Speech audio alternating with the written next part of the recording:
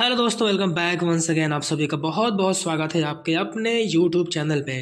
इस वीडियो में हम डिस्कस करने वाले हैं माय डॉटर्स बॉयफ्रेंड, एक बहुत ही बेहतरीन सी पोयम जिसको लिखा है नाजिया खान ने। तो चलिए हम स्टांजा को पहले देखेंगे। First will go through the stanza and then we discuss the summary of this poem. Okay, so let's get in the video. Importunate knock on the door, sending tremors of foreboding through the frame. That eyeless face, unaware of me, excludes me from every consideration. The flesh of my flesh is now to me nothing to me any longer. All those sleepless nights over the sick infant cradle, all the agony of my birth and rearing. And further it goes, ought to be nothing, only this total omission is palpable. To have woven such silvery dreams around a fragile flower, to be snatched off my branches by a thoughtless hand. And next we'll go here and see the last stanza. Is a thought I never entertained when I first swelled with pride with her in my insides. ये बहुत ही बेहतरीन सी poem है नाजिया खान की, जिसमें उन्होंने अपने daughter के boyfriend के बारे में डिस्कस किया है, जो इनके घर में एंट्री करता है, बट वो बिल्कुल नाजिया खान यानी कि स्पीकर से बिल्कुल अनअवेयर है, इनकी तरफ बिल्कुल ध्यान भी नहीं देता है. सो let's get the summary first. Summary. Razia Khan's poem My Daughter's Boyfriend describes how a child's affections are transformed from mother to lover, and the feeling that the parents makes while seeing this. It means कि जो ये राजिया खान की poem है माई daughters boyfriend, ये describe करती है कि बच्चे का जो अफेक्शन है वो कैसे अपने मदर से ट्रांसफॉर्म होकर एक लवर की तरफ चला जाता है, और जो भी फीलिंग है पेरेंट्स की वो क्या होती है उनको देखने के बाद उसको इस पोएम में उन्होंने बताया है. As she watches a strange might easily remove her own kid from her hands, क्योंकि जब वो मदर देखती है कि कोई एक अजनबी व्यक्ति आता है इनके घर पे जो इनकी बेटी को इनके हाथों से छीन के लेके जाना चाहता है, तो क्या उनकी फीलिंग है ये हमने यहाँ पर डिस्कस किया है. She had lavished all the love and care on her, यानी वो मदर ने क्या किया था, अपना सारा प्यार सारा ध्यान अपनी बेटी के ऊपर लुटा दिया था. हर हर्ट एक्स, तो उनका हर हर्ट एक्स, उनके हृदय में बहुत ज़्यादा पीड़ा होती है इस बात से. The speaker claims that over the last several days weird things have been occurring to her.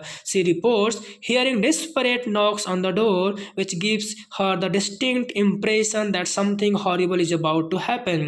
तो स्पीकर ऐसा क्लेम करती है कि पिछले कई दिनों से बहुत अजीब सी चीज़ें हो रही हैं, और जब वो अपने दरवाजे पे डिस्परेट कोई डेस्परेटली बार बार नॉक करता है, बार बार आता है वहाँ पे दरवाजे पे, तो इनको एक बहुत ही अजीब ऐसा महसूस हो रहा है कि बहुत ही कुछ गलत चीज़ होने वाला है. When she answers the door, her daughter's boyfriend comes in and walks directly. और जब वो डोर को ओपन करती हैं तो उनके डॉटर का जो बॉयफ्रेंड है वो एंटर करता है घर में, और वो डायरेक्टली उनके डॉटर के पास चला जाता है. Oblivious to her presence like a blind man, और एक अंधे व्यक्ति की तरह इनकी प्रेजेंस को, यानी उस अपने डॉटर की जो मम्मी है उनको बिल्कुल इग्नोर कर देता है वो. The speaker claims that she always feels uneasy whenever her daughter's boyfriend pays a visit. तो स्पीकर कहती है कि जब भी उनके डॉटर का जो बॉयफ्रेंड वो आता है, विजिट करता है वहाँ पे, तो बहुत ही अनईजी सा फील करती है, उनको अच्छा नहीं लगता है. She believe this is because her daughter prefers to be with her boyfriend. उनको ऐसा लगता है कि उनकी जो डॉटर है वो ज़्यादा प्रेफर करती है अपने बॉयफ्रेंड के साथ रहना अपनी माँ के बजाय. She no longer retain guardianship of her own daughter. उनको ऐसा लगता है कि अब वो अपनी खुद की बेटे की गार्जियनशिप नहीं ले पाती है, मतलब वो उनकी बेटी जो है वो इनको ही इग्नोर करके बॉयफ्रेंड के साथ रहना पसंद करती है. All the sleepless nights spend caring for her ill baby who was in her infancy, all the child bearing pains and upbringing her as a girl, all seems as though nothing now. Further she says, according to the speaker, कि जो कुछ भी उन्होंने अपनी बेटी के लिए किया, जो पूरी रात वो जगी रहती थी जब वो बेचारी बीमार रहती थी उनकी बेटी, एंड इन्फेंसी में जब वो बचपन में थी, अपने नवजात बच्ची थी, चाइल्ड बेयरिंग जितनी भी उनको परेशानी हुई बच्चे को अपने अंदर अपने इनसाइड रखने में, उसको पालने में एक लड़की के रूप में, एंड इन सब चीज़ों के बदले ऐसा लग रहा है कि उनको कुछ भी नहीं मिलने वाला है, ऐसा वो फील करती है. कितना उनको पेन होता है इस बात से. The speaker experiences recurring nightmares about her daughter, which are like the aroma of a lovely flower. She adds that just as a careless hand might easily steal a delicate flower. जो experience हो रहा है speaker को, वो बहुत ज़्यादा डरी हुई है कि उनको ऐसा लग रहा है कि केयरलेस कोई व्यक्ति है जो बिल्कुल क्या करने वाला है, एक डेलिकेट फ्लावर को इनके ब्रांच से, इनके पास से, यानी इनकी बेटी को वो लेके चला जाएगा, इसलिए वो बहुत ज़्यादा डरी हुई हैं उसकी सेफ्टी के लिए।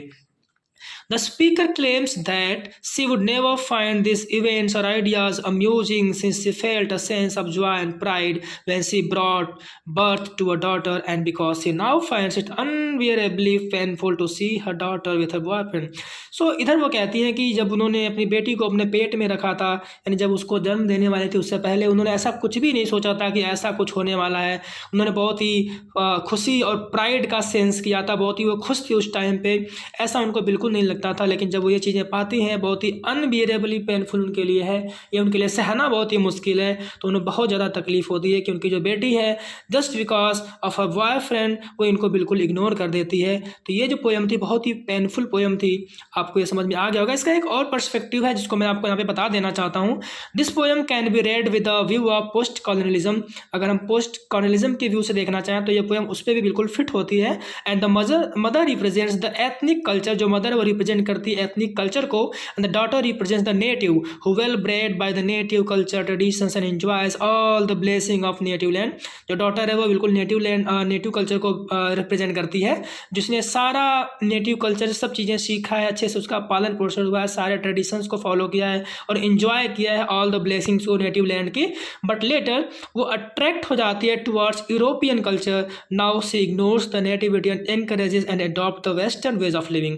अब वो खुद के नेटिव जो कल्चर थे उनको इग्नोर करती है, टोटली वो अट्रैक्ट हो गई यूरोपियन कल्चर की तरफ, और जो भी वो अडॉप्ट करती है वेस्टर्न वेज ऑफ लिविंग, सारी चीज़ें उसकी जो है वो वेस्टर्न वेज की तरह हो जाती हैं और वो अपने कल्चर को भूल जाती है।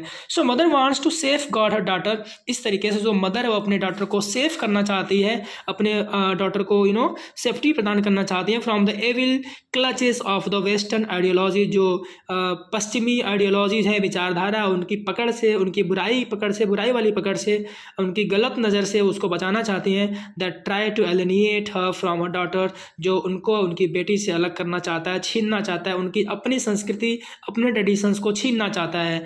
She wants to protect her daughter from strangers. वह चाहती हैं अपनी बेटी को प्रोटेक्ट करना स्ट्रेंजर से। तो आई होप ये दोनों पॉइंट ऑफ व्यू आपको समझ में आ गए होंगे, जो एक पोस्ट कॉलोनिज्म व्यू था और एक जो बिल्कुल लाइन टू लाइन जो एक माँ की पीड़ा थी वो आपको समझ में आ गया होगा। I hope you would like this video, and if you like the video hit the subscribe button if you haven't, and please like, subscribe and share. Thank you so much.